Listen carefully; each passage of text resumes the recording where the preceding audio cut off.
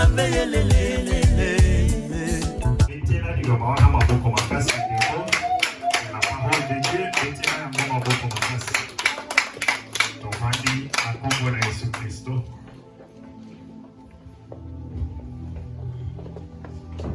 Amen bana na Nzambe. Amen. Amen libota na Nzambe. Amen. Ndeko mwasi ndeko mobali na pesi bino encore une fois de plus mbote na kombo na Yesu Kristo. Amen. Tozali kokoba se kokoba na kati na teme na biso oyo tozali na yango pona sanza oyo ya mois de mars oyo ezali ko s'intituler annulation des paroles maléfiques prononcées sur notre travail. Amen bana na Nzambe. Amen. Amen libota na Nzambe. Amen. Tozali na kati na komona ke bato ebele na se na mokili bazali na kati na kosala misala. Malgré tout misala oyo bazali na kati na kosala, mais ozali komona ke en tout cas misala oyo ezali kokende vraiment mingi liboso te ndeko mwasi ndeko mobali.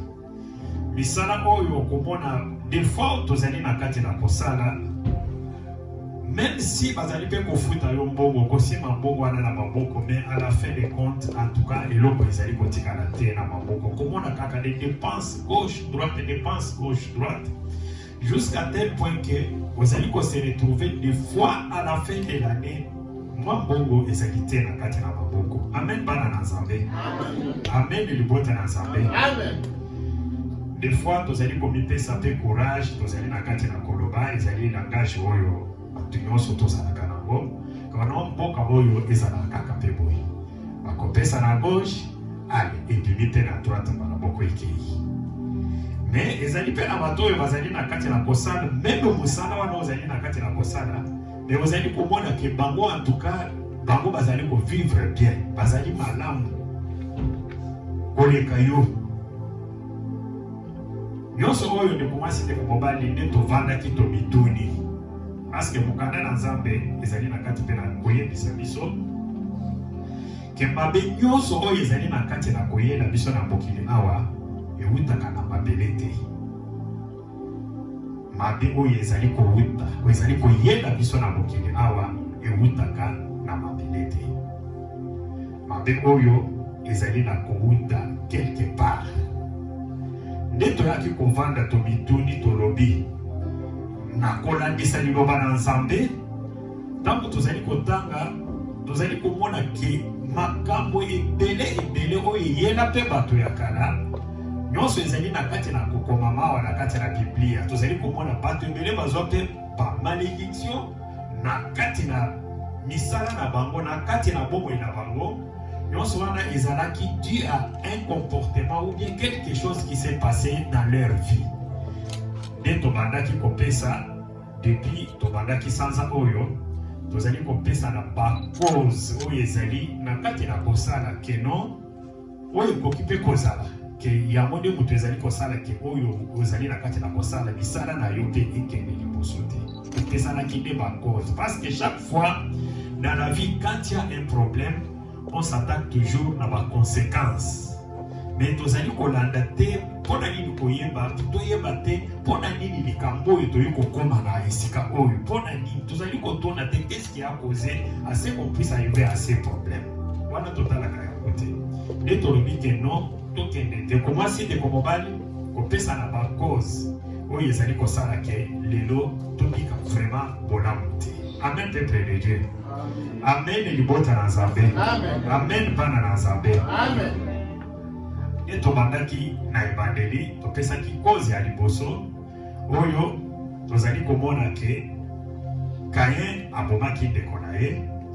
Tango Nzambe aye atali alobi ke yo obomi ndeko na yo, maintenant tu seras maudit.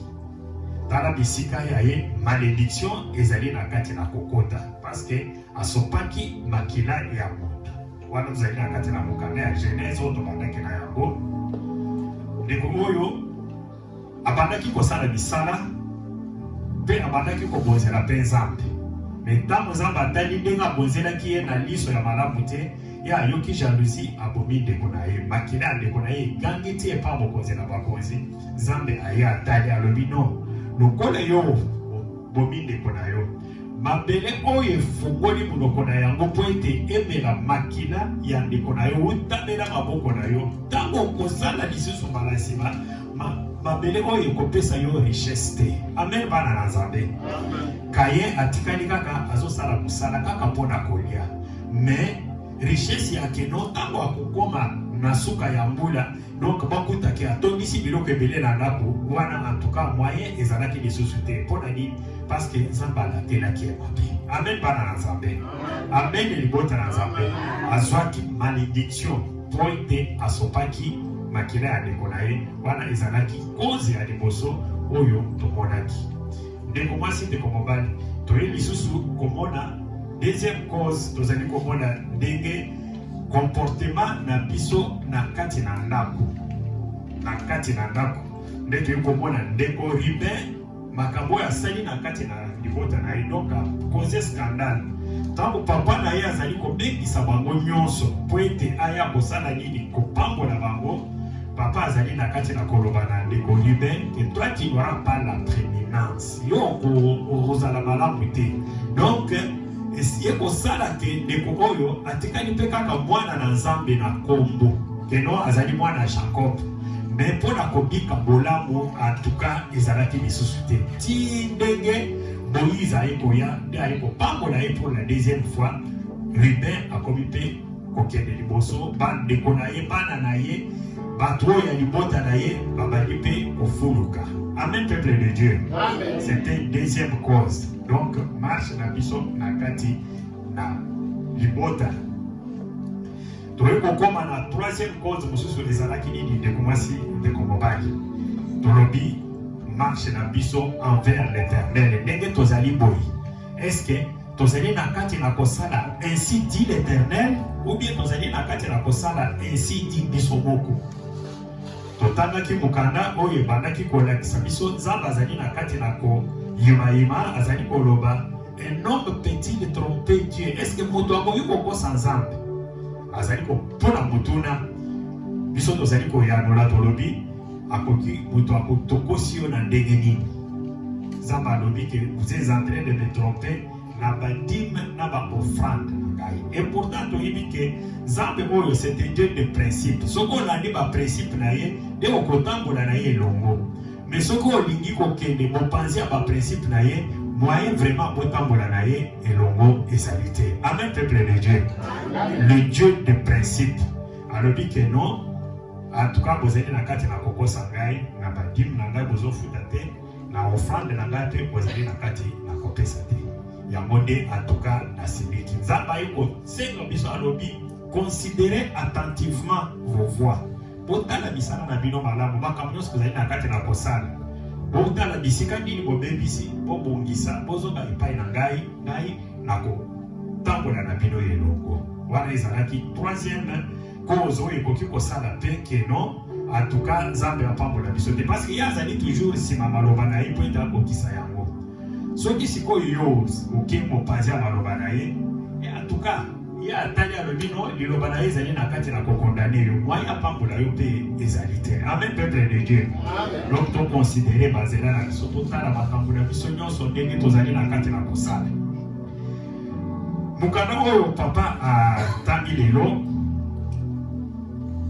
Ephésiens 6 ezali parfois mokanda tosi toyoka mpe mbala na mbala epuis makambo nyonso oyo tozali na kati na koloba ezali makambo mpe toyoka déjà des années baverse oyo totangaka yango mais parfois on passe tozali kososola te ke mikanda oyo yango en tout cas ezali vraiment fondement ya bomoi soki olandi yango te moyen vraiment okende liboso ezali te ezali baverse oyo tosi toyeba déjà ndenge tozali boye biso nyonso ndenge tozali parce que totangaka biblia ndeko mwasi ndeko mobali mokanda ezali na kati na koloba enfant obéissez à vos parents selon le Seigneur. Donc pour nzambe oyo akuna likolo avandi ti atali alobi bana, en tout cas, il faut boto ça va botter la Bible. Donc, c'est comme ça. Les alités, on peut discuter à gauche ou à droite non plus. Selon ça, on a l'écolo, Oyo a sangi, si on a esika Oyo, bana, les enfants, vous devez obéir à vos parents. Boto ça va botter la Bible. Regardez les alikolo, selon le Seigneur, car cela est juste. Donc, selon la justice de Dieu, vous, les enfants, comme vous êtes là, vous devez seulement obéir à vos parents. Donc, c'est comme ça. Les alités, il y a oh non, et bon, parents, saliboye, parents, saliboye, tété. Vous devez seulement obéir. Honore ton père et ta mère. C'est le premier commandement avec promesse. Donc, tout ça va botter. Honore ton père et ta mère. Donc, c'est le premier commandement avec promesse. Donc, le Seigneur a jugé bon. Il y a ta promesse qu'on a dans le commandement. Pour être moutonyoso, ayeba dengenini ya kososola yango. Moutonyoso, ayeba dengenini pe ya kotosa yango. Donc, mukanda dengezali na kati na koloba, que c'est le premier commandement avec promesse. Mais quelle est cette promesse? Mukanda zali na kati na koloba, afin que tu sois heureux et que tu vives longtemps sur la terre. Donc, afin que tu sois béni, au pambolama, au kendeliboso, peoumela awanase abokili.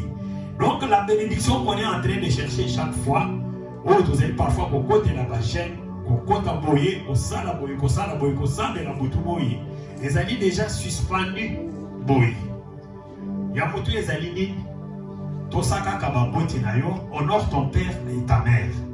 En tout cas, et que tu seras béni. C'est fini. Donc, c'est pour dire que une grande partie de la bénédiction, cette bénédiction vient de nos parents. Donc, ce sont nos parents qui nous bénissent. Quand tu honores tes parents, quand tu obéis à tes parents, il y a une bénédiction qui est automatique dans ta vie, sans que tu cherches ni gauche ni droite. Amen, peuple de Dieu. Amen, et amen. Mais comme les lots, vous les enfants d'aujourd'hui, quand ton père ou bien ta mère t'appelle une seule fois seulement pour t'envoyer quelque part, donc avant même que tu arrives, tu as déjà commencé à parler, je ne sais pas quoi. Donc tu es déjà fatigué avant même que tu arrives. On appelle seulement tel. Avant même que la voix finisse, donc tu as déjà répondu parce que tu sais déjà que non, là c'est pour qu'elle m'envoie ou bien c'est pour qu'il m'envoie. Amen, peuple de Dieu. Ce n'est pas comme ça que vous devez vous comporter, les enfants. Vous devez honorer vos parents. Ce sont eux qui vous ont mis au monde. Vous êtes là aujourd'hui à cause d'eux. Donc vous devez chaque fois les obéir. Donc, parce que je sais que vous lisez aussi la Bible, vous pouvez aussi descendre avec ces passages. Vous me direz une fois que non, mais ici dans la Bible, on a aussi écrit et vous, pères, n'héritez pas vos enfants. Oui, un jour vous serez aussi parents. Oui, parce que j'ai déjà entendu un jeune homme qui m'a posé cette question. Il dit, mais vous avez dit seulement que enfants obéissent à vos parents. Mais les parents aussi, ici aussi on a écrit, les parents n'héritez pas vos enfants. Vous aussi un jour, vous serez parents, ne vous en faites pas. Si vous n'obéissez pas maintenant, vos enfants aussi vous demanderont un jour. Ils diront, mais ici aussi on a écrit que non, parents n'héritez pas vos enfants. Amen, peuple de Dieu. Amen. Donc c'est comme ça pour qu'il est tour à tour. Donc ça va et puis ça revient, ça va et ça revient. Alors nous disons ces histoires. Les amis pour être toye ba dengenini ya koto saka ba bote na biso parce que la bénédiction oyo tozali na kati na koluka butumoyi bénédiction oyo ezali ko uta une grande partie et pas ba boti. Amen, peuple de Dieu. Amen. Amen, et bota na amen. Bénédiction oyo ezali ko uta et pas ba boti dans une grande partie. Donc bana toye ba dengenini ya kotosa baboti. C'est parce que nous sommes en train de parler. Nous allons na kolobela likambuya annulation des paroles maléfiques prononcées sur notre travail n'est totangi passage oyo. Parce que les lots qui peut kozwa ni kama uzali komona ki makambo na yo ezali na kati na kotambola te, ezali na kati na kokende liboso te, c'est parce que tu n'avais pas obéi à tes parents. Autosakité, ça peut aussi être comme ça. Parce que tant que uzali kotosa moboti oyo azali na kati na kobimisa pe maloba ya malonga likolo na yo. Amen bana na Nzambe. Amen libota na Nzambe. Amen. Tobetela na Nzambe maboko makasi.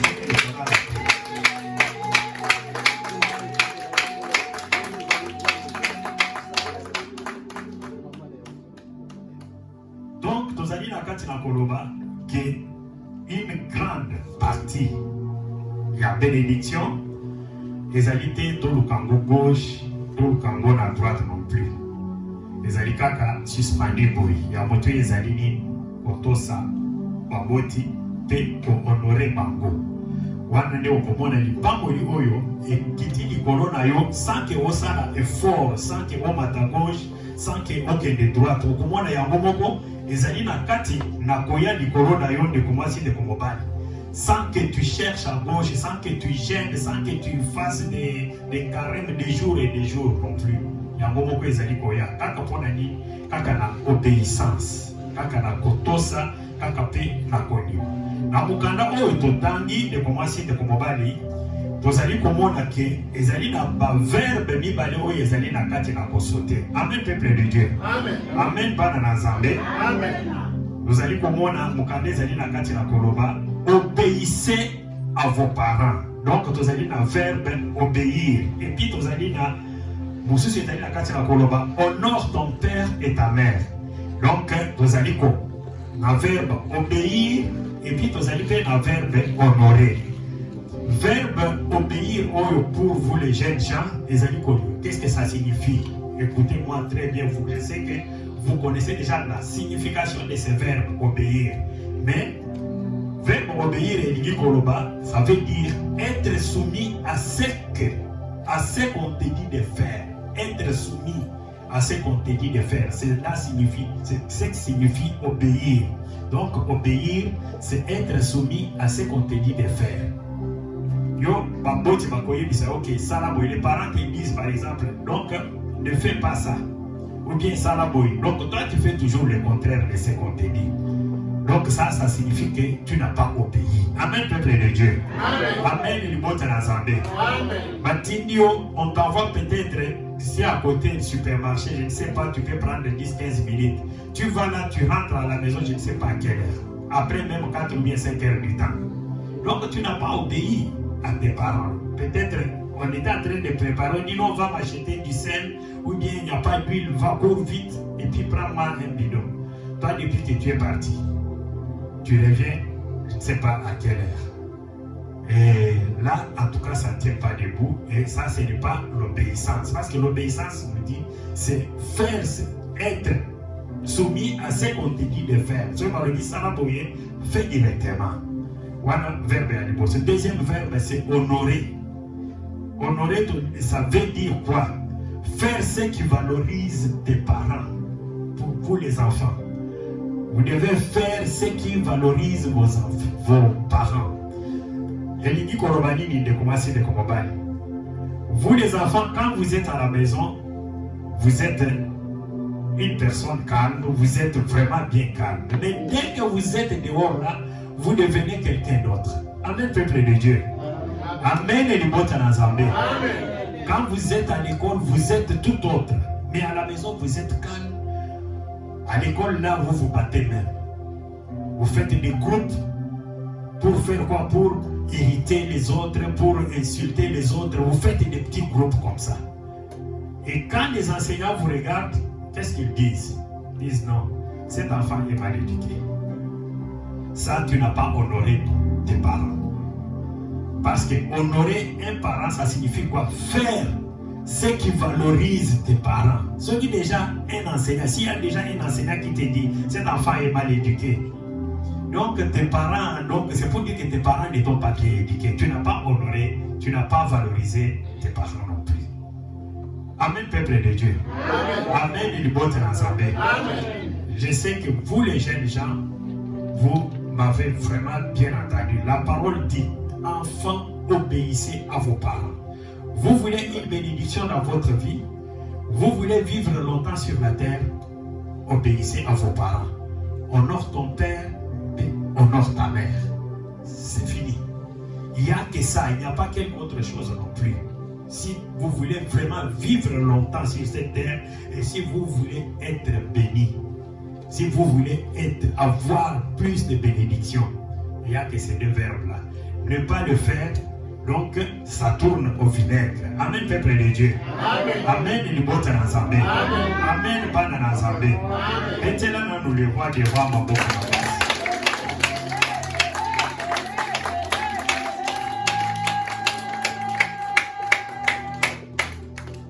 Maintenant encore, mon conseil, mon conseil, mon conseil.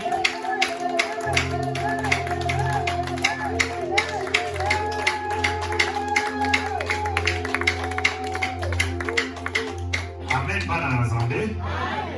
Na yamwana nde tozali kokoma na quatrième cause na biso cause oyo ekoki kosala ke mwana adika bolamu te.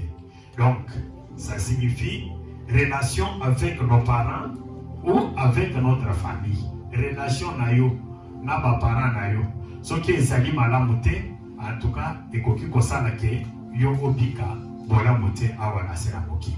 Donc dans la quatrième cause oyo ezali na kati na kosala que non oyo parfois oyo tozali kosala ekende liboso te parce que bukanda ezali na kati na koloba honore ton père et ta mère. Enfants, obéissez à vos parents. Honore ton père et ta mère pour que tu vives longtemps. Pour que et que pour que tu sois heureux, pour la béni, que tu aies la bénédiction. Les camons ce soit pour ça les invités. Tout ça kababoti, on comprend que bakambu nyonso na kati na bombo inayo et kokende banam. Amen bana nzambe. Amen libota nzambe. Quatrième cause na biso ya ngwana. Donc semaine prochaine, dimanche prochain, nous tozali kokende kosilisa thème oyo tosali yo na ngai à partir ya ebandeli ya sanza tokosilisa mo dimanche prochain. Nde tokokende kosambela pe makasi mingi. Amen bana na nzambe. Parce que tango liloba na nzambe ezali kobima, mukande ezali koloba ke liloba oyo esala musala ebimeli avant ezonga epai na nkolo. Soki likambo liloba ebimi ezali po ete nzambe alingi kosala likambo songolo likambo pakala na kati na bombo ya ndeko moko. Alingi kotombola mutu moko, alingi kopambola mutu moko. Nde nzambe azali na kati na kopesa biso passage oyo.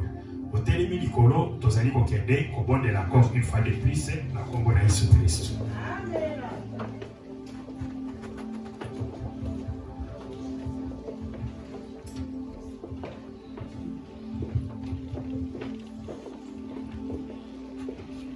Amen, peuple de Dieu. Amen. Amen, il boite na Nzambe. Amen. Donc, banda to banda qui ne commence de comment va les ozali komona ke. Chaque fois avant to banda déjà ko sambela tozali na ko kende ko senga bolimbi c'est pas encore. Pona nini tozali ko senga bolimbi? C'est parce que ezali pena ba makambo mususu oyo ndenge to komi déjà ba mikolo boy on ne se rappelle même pas. Tozali ko se rappeler te ndenge en tout cas tobimaka pe na kati na banda ko na biso tobetisa babote na biso babaku tozali na kati pe na koyeba lisusu te nde tokendaka koseka na lobolimbi c'est pas nkolo otali na lobambula nsima makambo donc yo ntango ozalaki pe na mwana moke est-ce que obandaki koobéir et puis obandaki pe kohonore baparent soki obandaki kosala yango te lelo nde ozali komona makambo ekomi kotambola ko vinaigre autour de toi ezobaluka te makambo ekomi kaka okende boye yango eke essence mosusu ozonga boye yango eke essence mosusu yango nde komasi nde komobali na yango tozali nano kokende kosenga bolimbisi epa na nzambe okoyebisa na nzambe papa na bomwana na ngai na boyilenge na ngai na boyi kozala na sala likambo moko me nazali koyeba te bolimo mosanto asunga ngai na se rappeler atako nazali ko se rappeler te papa nazali na kati na kosenga bolimbisi nyonso oyo ezali po ete obika bolamu nde komasi nde komobali nyonso oyo ezali kaka te po ekende liboso bisika ozali tombola mongongo tobandi deja kosambela tosengi bolimbisi na kombo na Yesu Kristo. Seigneur Dieu Tout-Puissant. Venons, Papa, Au nom de Jésus, Seigneur Dieu, demander pardon. Implorer ta grâce, implorer devant ta présence, Seigneur Jésus-Christ.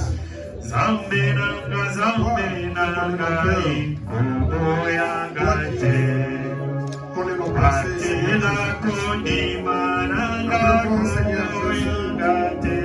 Nous venons sur tes pieds devant ta grâce, Seigneur Jésus-Christ. Te demandons pardon, Seigneur Jésus. Parce que tu es nous avons guéri le cœur de nos parents.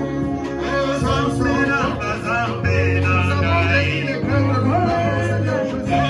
Nous avons de les honorer. Nous avons guéri le cœur de nos parents parce que nous les avons abandonnés.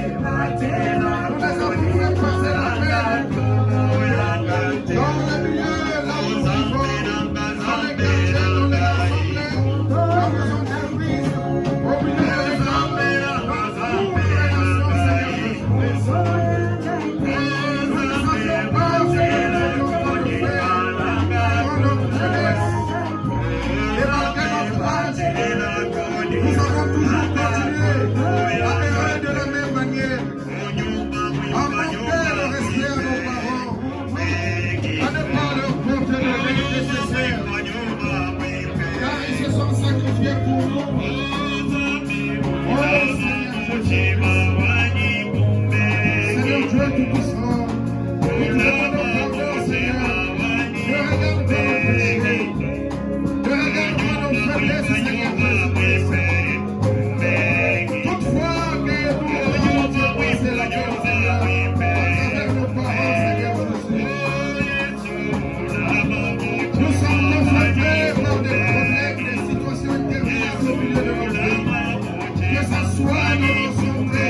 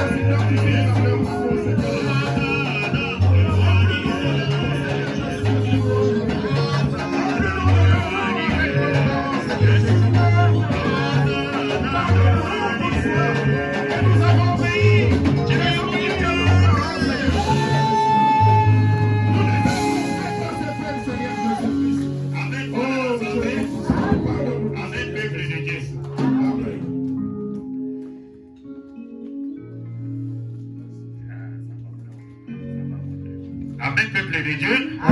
Amen, et le bon à l'ensemble. Toti kosenga bolimbisi. Tozali sikoyo kokende kobelela moto na Nzambe. Bisika nyonso ozali ndeko mwasi ndeko mobali. Tozali kokende kobelela moto na Nzambe na kati na ligne na biso utamela makoko na biso ti ndenge tokomi na ngonga oyo. Ezala kote ya papa, ezala kote ya mama. Ozali kokende kobelela moto na Nzambe. Bisika nyonso maloba moko ya malédiction babimisa bakanga quelque part. Oyo ezali kokontinue kosala na kati na bomoi na yo ti lelo. Oyo ezali kosala ke ya yo misala ekende liboso te. Oyo ezali kosala ke yo bika bolamo te. Bisika nyonso bakangi maloba quelque part. Balobi ke ye akobitika na jamais komona bolamo. Ye ndenge azali boye. Bana na ye bakokende liboso te bakomanda kaka kobaluka. Ye ndenge azali boye ya ye misala ekokende liboso te. Bisika nyonso maloba ezali nakobelela moto na Nzambe une seule fois bana moko tozali koatake ozali kobelela moto na Nzambe na kati na ligne ya kote ya papa na kati na ligne kote ya mama moto na Nzambe ekita etikisa ebebisa maloba nyonso zo position.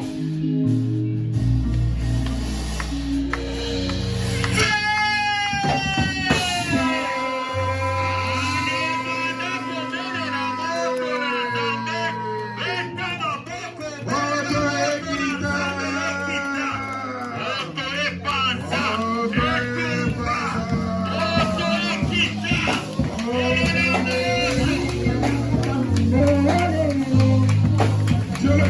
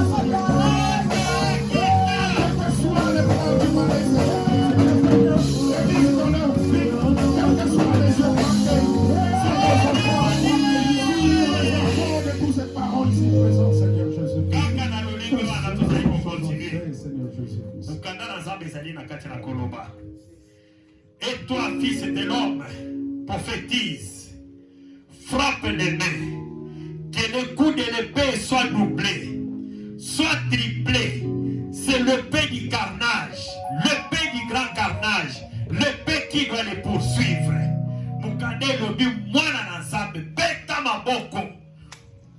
Frappe les mains, que le coup de l'épée soit doublé. Mupanga tango ozali kobeta balaboko, ozali kobeta ekomi sikoyo obeti balabi bale, obeti balabi satu.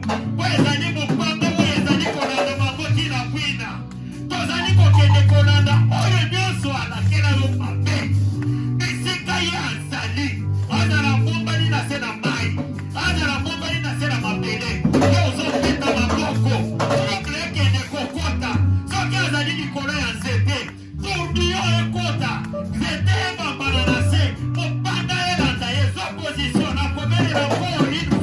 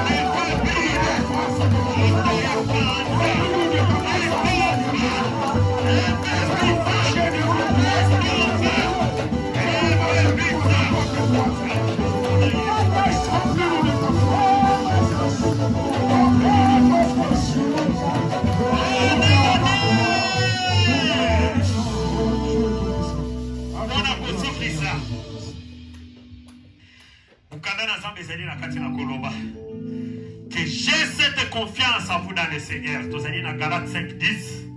J'ai cette confiance en vous dans le Seigneur et que vous ne penserez pas autrement. Mais tout celui qui vous trouble, quel qu'il soit, emportera la peine. Oyo nyonso achamu sapina kati na bombo inayo. Oyo nyonso atrubla oya yo bana. Oyo nyonso atrubla oya yo misala mukandeza ni kati ya koloba. Ezala nani? Ezala nani? Na topoko ya lelo. Mutuna ye kotikana na mapekate. Kimia ye kosila ye. Akose retrouver na séjour de mort en silence. Misika nyonso azali.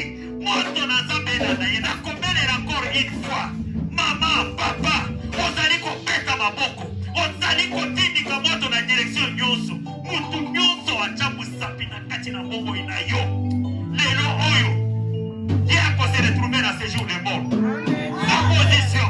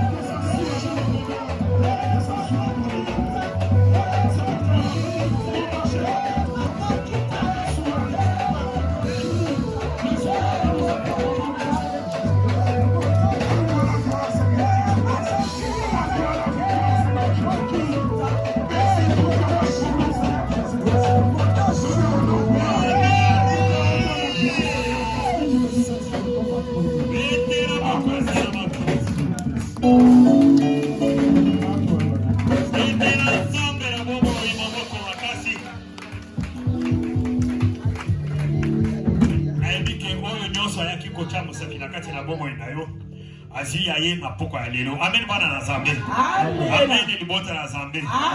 Parce que na lolenge na mboni ozali kotindika moto wana en tout cas akozonga juste pour la deuxième fois. Amen bana na Nzambe. Amen libota na Nzambe.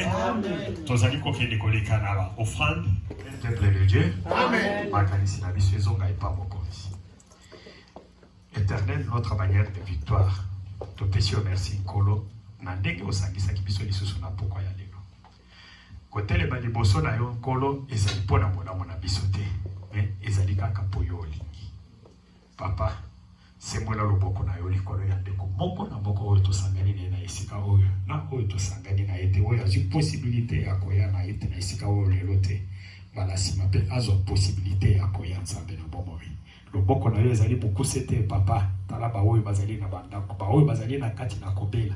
Ba oyo bazali na makambo songolo na songolo, ba oyo bazali na makambo. Papa pesa solution. Po ete batelema pe batatula monene na yo. Ba oyo bazali na kati na kosala ba démarche Nzambe. Yo pesa solution. Batelema pe batatula monene na yo Nzambe. Ba oyo bazali na kati na koluka musala pesa mokonzi na bakonzi. Batelema batatula oya yo monene Nkolo. Nyonso ezali pona bolamu na biso te papa, ezali kaka po yo olingi. Ezali kaka pona lokumu na yo Nkolo. Liloba oyo opesi biso na poko ya lelo Nkolo.